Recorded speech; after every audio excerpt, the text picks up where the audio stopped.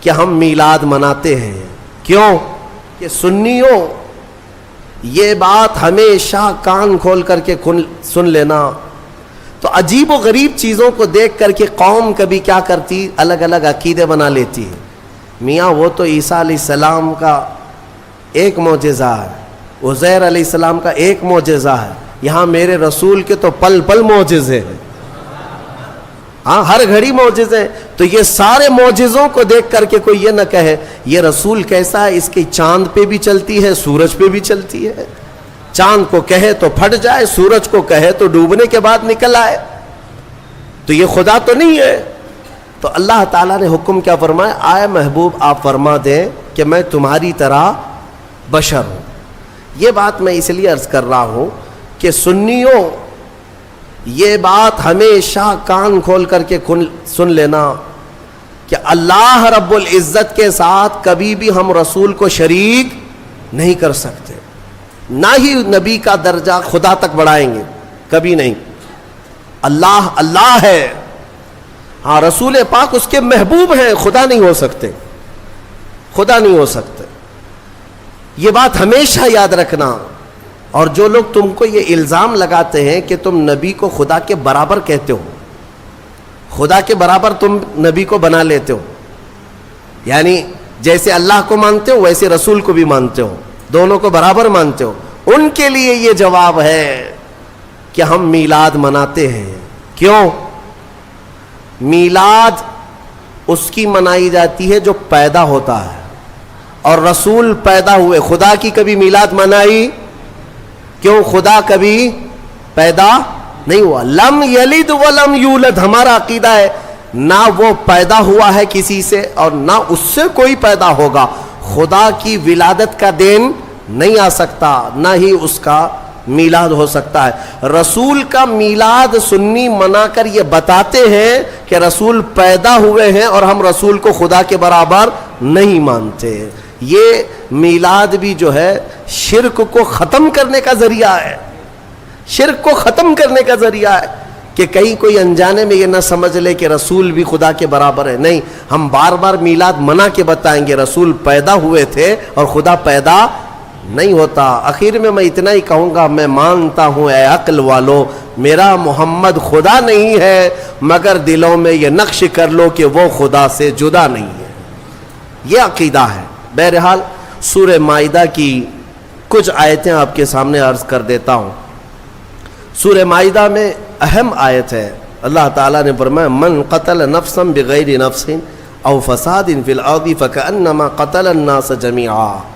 جس نے ناحق کسی ایک انسان کا قتل کیا، اس نے پوری انسانیت کا قتل کیا، پورے دنیا کے انسانوں کا قتل کیا. ومن احیاہا فکأنما احیا الناس جميعا. اور جس نے کسی ایک کو بچایا، کسی ایک کی زندگی کی حفاظت کیا، گویا کہ اس نے پوری انسانیت کو بچایا. اتنی بات یاد رکھ لینا کہ اگر تمہارے ہاتھوں سے قتل ہوا تو یہ سب سے بڑا گناہ ہے، سب سے بڑا گناہ ہے. مرڈر کرنا، قتل کرنا، اسلام میں اس چیز کی اجازت ہی نہیں ہے. ناحق، ناحق. ہاں حق کے ساتھ کچھ جگہوں پر ہے، کچھ جگہوں پر ہے. وہ قتل و قتال کی باتیں جب آئے یا جہاد کے معاملات آئیں تو وہاں پر میں کبھی ذکر کروں گا، لیکن ناحق کسی کو قتل کرنے کی اجازت اسلام ہرگز نہیں دیتا. اور اسی طرح سے میں یہ بات بھی بتا دوں، حدیث پاک میں ہے آدم علیہ السلام کا بڑا بیٹا حابیل اور چھوٹا بیٹا قابیل، ان دونوں میں لڑائیاں ہوئی عورت کو لے کر کے. دونوں ایک عورت سے شادی کرنا چاہتے تھے. یہ دنیا کی پہلی داستان ہے. آدم علیہ السلام آئے ہیں اور ترنت ابھی اولاد اور نسل شروع ہو رہی ہے.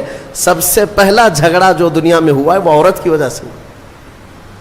بڑا اور چھوٹا دونوں ایک ہی خاتون کو اپنانا چاہتے تھے، لیکن وہ حق حابیل کا تھا، قابیل کا نہیں.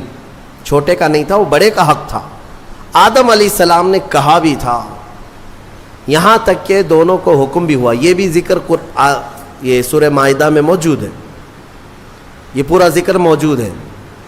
حضرت آدم علیہ السلام نے دونوں سے کہا کہ ایک کام کرو، ایک قربانی کرو ایک جانور، اور کھلے میدان میں رکھو، جس کی قربانی قبول ہو گئی سمجھ لو وہ حق پر ہے۔ قربانی قبول ہونے کا طریقہ کیا تھا؟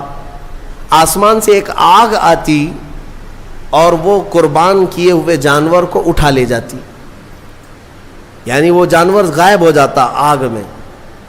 تو جس کی قربانی قبول ہو گئی وہ حق پر ہے، اس کا حق ہے۔ تو ہوا یہ کہ دونوں نے قربانی کی، قابیل نے بھی اور حابیل نے بھی، اور کھلے میدان میں اپنی قربانیاں رکھ دیں۔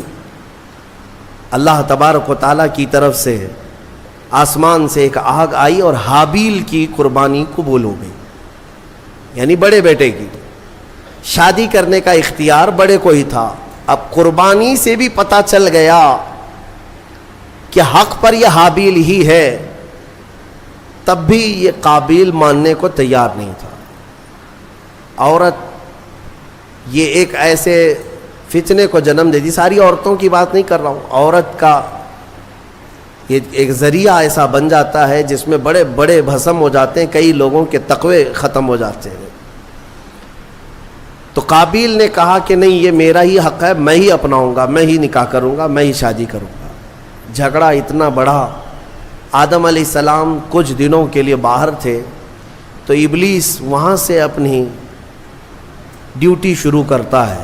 سب سے پہلے انسانوں کو گمراہ کرنے کا جو اس نے شروعات کیا، قابیل کو آ کر کے اس نے طریقہ بتایا، ایک بڑا پتھر لے لے اور حابیل کے سر پہ مار دے، وہ مر جائے گا، ختم ہو جائے گا۔ اب تک کسی کی موت دنیا میں ہوئی نہیں ہے، نہ ہی مرڈر ہوا ہے، نہ قتل ہوا ہے، اور پتہ بھی نہیں کیسے قتل ہوتا ہے، کیسے مرتے ہیں، یہ بھی نہیں معلوم تھا۔ شیطان نے سب سے پہلے یہ طریقہ بتایا۔ تو قابیل نے ایک بہت بڑا پتھر اٹھایا اور اپنے بڑے بھائی حابیل کو، وہ ایک جگہ بیٹھا تھا، پیچھے سے جا کر سر پر دے مارا، پتھر کی چوٹ لگتے ہی وہ گر گیا اور وہیں انتقال کر گیا، موت ہو گئی حابیل کی۔ اب اس کو یہ تک نہیں معلوم تھا کہ مرے ہوئے کے ساتھ کرنا کیا ہے۔ قرآن کہتا ہے فَبَعَثَ اللَّهُ غُرَابًا يَبْحَثُ فِي الْأَرْضِ لِيُرِيَهُ كَيْفَ يُوَارِي سَوْءَةَ أَخِيهِ۔ اللہ نے کوے کو بھیجا، دو کوے لڑتے لڑتے آئے اور ایک دوسرے کو ٹھونگ مار رہا تھا، مارتے مارتے ایک کوے نے دوسرے کو گرا دیا، دوسرا مر گیا۔ یہ قابیل بیٹھا دیکھ رہا تھا کووں کے جھگڑے کو، اور اپنے بھائی کو بھی دیکھ رہا تھا کہ وہ مری ہوئی ایک لاش ہے، کیا کیا جائے۔ تو کووں کو سامنے اس نے دیکھا، لڑتے لڑتے ایک کوا مر گیا، دوسرے نے کیا کیا، کوے نے جلدی سے اپنے پیروں سے تھوڑی سی مٹی ہٹائی زمین کی، اور دوسرے کوے کو گڑھے میں داخل کر دیا اور پھر اس پر مٹی پھیر دیا۔ یہ طریقہ دیکھ کر کے قابیل نے پھر اپنے بھائی کو دفن کرنے کا طریقہ سیکھا۔ قرآن کہتا ہے پھر اس نے اپنے بھائی کو دفن کیا۔ یہ سب سے پہلا قتل دنیا میں ہوا ہے، سب سے پہلا مرڈر ہوا ہے، اور سب سے پہلی موت۔ اب حدیث رسول میں تمہیں سنانا چاہتا ہوں، میرے آقا صلی اللہ تعالیٰ علیہ وسلم ارشاد فرماتے ہیں قیامت تک جتنے بھی قتل ہوں گے، قتل کرنے والے کو تو گناہ ہے ہی، لیکن ہر قتل کا گناہ قابیل کو دیا جائے گا، ہر قتل کا گناہ قابیل کو ہوگا، کیونکہ دنیا میں سب سے پہلا گناہ قتل والا اس نے شروع کیا۔ اسی لیے اس سے ریلیٹڈ ایک حدیث پاک بھی میں آپ کے سامنے نظر کر دوں۔ رسول مختار صلی اللہ تعالیٰ علیہ وسلم ارشاد فرماتے من سن سنتا حسنتا فلہ اجرہا واجر من عمل بہا۔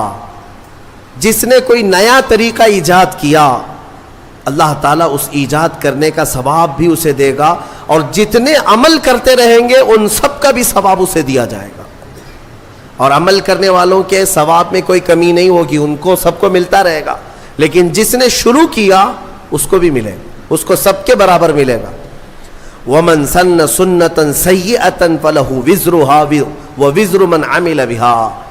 اور میرے آقا صلی اللہ علیہ وسلم فرماتے ہیں جس نے کوئی برا طریقہ اختیار کیا، ایجاد کیا، تو اس برا کرنے کا گناہ تو ہے ہی، لیکن اس کا دیکھا دیکھی جتنے لوگ گناہ کرتے جائیں گے ان سب کا گناہ بھی اس ایجاد کرنے والے کو دیا جائے گا۔ سوچو اے نوجوانوں، کئی لوگ ایسے ہیں جو نت نئے کام شروع کرتے ہیں اور اس کے بعد پورے نوجوان اس کی پیروی میں لگ جاتے ہیں. تم کیا سمجھتے ہو کہ آج تم بے ستر ہو کر کے گھومنے لگے, کپڑے پھاڑ کر کے ستر دکھا کر کے گھومنے لگے تو تم تو یہ سوچتے ہو یہ فیشن ہے, لیکن تمہیں اندازہ نہیں کتنے بچے اس کی نقل کرتے ہیں. تمہیں دیکھ دیکھ کر کے جتنے بچے نقل کریں گے, جتنے حرام کرتے رہیں گے, ان سب کے حرام کا گناہ تمہارے سر پر آئے گا. شروعات تم نے کی ہے, شروعات جس گناہ کی بھی تم کرو گے اس کا گناہ بہت طویل ہے. اسی طرح سے کچھ لوگ ہنسی مذاق میں کچھ ایسے کاموں کی ابتدا کر جاتے ہیں جو ہمیشہ ہمیش کے لیے لوگ اس کی تقلید کرتے رہتے ہیں اور اس کے پیچھے چلتے رہتے ہیں. یہ گناہ ہے اور اس گناہ کا وبال اور اس کا پورا بوجھ شروع کرنے والے پر ہوتا رہے گا. اس لیے میرے عزیزوں, خدا را کبھی اپنی طرف سے کوئی ایسا برا کام مت ایجاد کرنا کہ جو کنٹینیو ہو جائے اور پھر تمہاری نقل کرتے کرتے ہزاروں نہیں لاکھوں لوگ اس گناہ میں مبتلا ہو جائے. ہو سکے تو کوئی ایسا نیک کام شروع کر کے جاؤ, کوئی ایک نیک کام شروع کر کے جاؤ کہ جتنے وہ کام کرتے جائیں گے وہ سب کا ثواب تمہیں ملتا رہے گا. ہم نے دیکھا ہے بزرگوں نے جو بھی کرنا شروع کیا تو کوئی نہ کوئی نیکی ہی ہمارے معاشرے میں ڈالی ہے, کوئی نہ کوئی نیکی ہی شروع کی ہے. آج پوری دنیا میں جہاں جہاں بھی جاتا ہوں دیکھتا ہوں, ہندوستان بھر کے ہر خطے میں ہر علاقے میں چھوٹی چھوٹی گلیوں سے بھی بچے نکلتے ہیں, ہمیں دیکھتے ہیں تو لبیک یا رسول اللہ کہتے ہیں, لبیک یا رسول اللہ, لبیک یا رسول اللہ, یہ نعرہ لگاتے ہیں. اس نعرے کو دینے والا ایک مرد قلندر خادم حسین رضوی تھا. سب کو پتا ہے, دنیا جانتی ہے, ایک نئے کام کی ابتدا کیا تھا اور وہ تو قبر میں سو رہا ہے. لاکھوں جو نعرہ لگاتے ہیں سب کا ثواب اس کی قبر میں پہنچتا رہے گا. ہو سکے تو کچھ ایسا کرو کہ جس سے تمہاری قبر میں اجر کا سلسلہ کنٹینیو ہو جائے. ایسا نہیں کہ گناہوں کی شروعات کر دیا. نعوذ باللہ من ذالک. کئی نوجوانوں کو ہم نے دیکھا کہ ان کو جو کچھ بھی ملا ہے, ارے بڑے پڑھے لکھے نوجوان, ان کی پوری راتیں, ان کا پورا دن ٹک ٹاک پہ گزرتا رہا ہے, مجرے کرنے میں, ننگے ہونے میں, نئے نت نئے کام شروع کرنے میں. ایسے ایسے نوجوانوں کو دیکھا جو مخنث بننا پسند کرے, ہجڑا بننا پسند کرتے ہیں, صرف لوگوں کو ہنسانے کے لیے, دکھانے کے لیے. مرد عورتوں کا لباس پہن کر کے, عورتیں مردوں کا لباس پہن کر کے ناچ کر کے دکھائے. ہم نے پوچھا یہ کیا ہے, اس سے ہوتا کیا ہے؟ کہا بس منورنجن ہے. کہا پھر تیار رہو قبر میں سارے منورنجن کے لیے.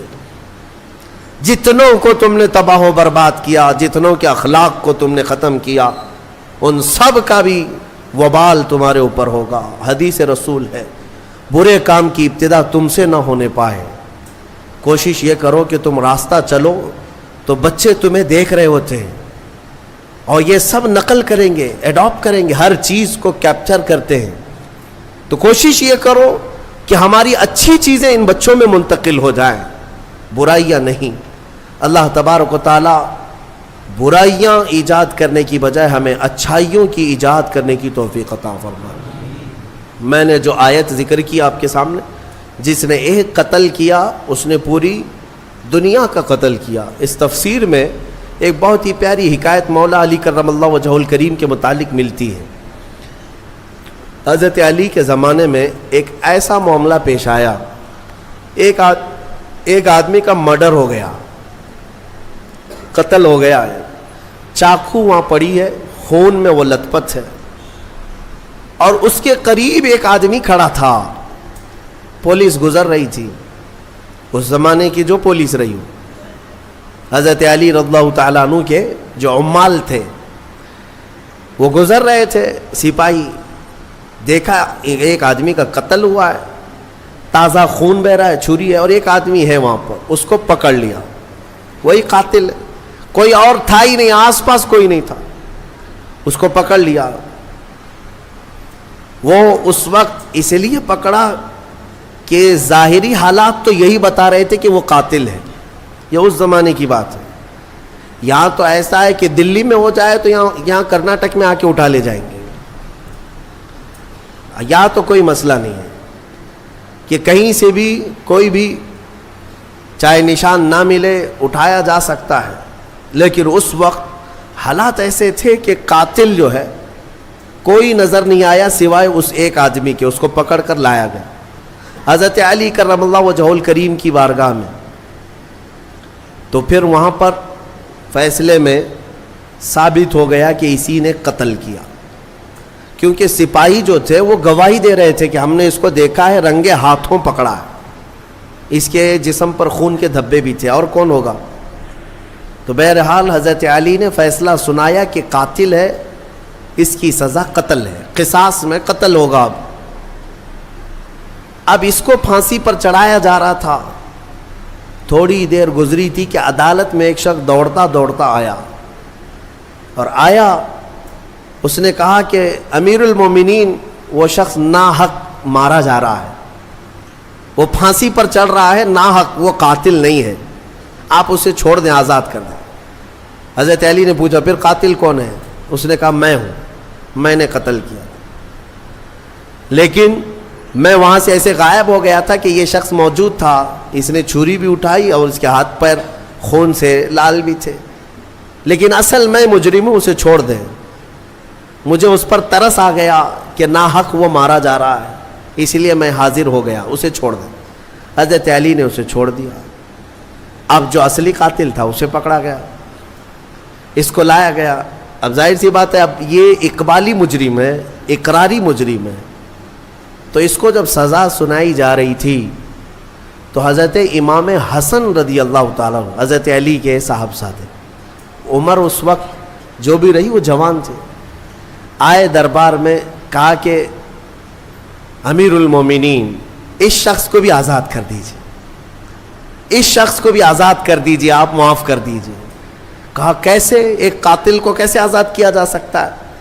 تب حضرت امام حسن نے اسی آیت سے استدلال کیا، دلیل میں یہ آیت پیش کیا، ابا جان کیا ہم نے قرآن میں یہ نہیں پڑھا؟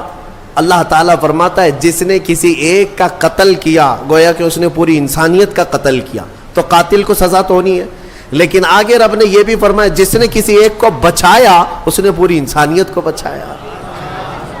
اس ایک بندے نے ناحق مرنے والے کو بچا لیا، آپ کے ہاتھوں وہ پھانسی پر چڑھ جاتا، ناحق مرتا، اس کو اس نے بچایا، اس بچانے کی وجہ سے اس کو آپ آزاد کرتے۔ فیصلے میں اس شخص کو آزاد کیا گیا۔ میرے عزیزوں، یہ آیت کریمہ سے میں یہ بتانا چاہوں گا کہ الحمدللہ اسلام نہ کبھی آتنک، نہ دہشت، نہ ٹیرر جیسے الفاظ کا اپیوگ کرتا ہے، استعمال کرتا ہے، اور نہ ہی ہم نے کبھی اپنی ڈکشنریوں میں اس کو دیکھا ہے۔ قتل اور ڈرانا دھمکانا یہ دنیا کے حصے میں ہے، اسلام کے دامن میں نہیں ہے۔ الحمدللہ یہ ہو کیا رہا ہے، ہمارے لوگ پڑھے لکھے کم ہیں، اور جو میڈیا بتا دے اس کو آمنا صدقنا کر جاتے ہیں۔ ہاں صبح سے شام تک یہ بھونک رہے ہیں صحیح ہوگا، دیکھ کر کے کچھ لوگوں کو ایسا لگنے لگا ہے کہ ہاں یہ صحیح ہوگا۔ ان کا کام یہ ہے کہ ایک جھوٹ کو 100 بار بولتے جائیں۔ میاں یہ میڈیا کب بکرے کو کتا بنائے اور کب کتے کو بلی بنائے تمہیں کچھ نہیں پتا چلے گا، تم تو مانتے رہ جاؤ گے۔ آپ نے سنا ہوگا نا، ایک شخص بازار سے بکرا خریدا، 3 لوگوں نے طے کر لیا تھا کہ اس کو ہڑپنا ہے، لیکن پلاننگ کیسے کی تھی؟ 4 لوگ تھے، یہ چاروں ٹھگیوں نے برابر فاصلے پہ راستے میں کھڑے ہو گئے،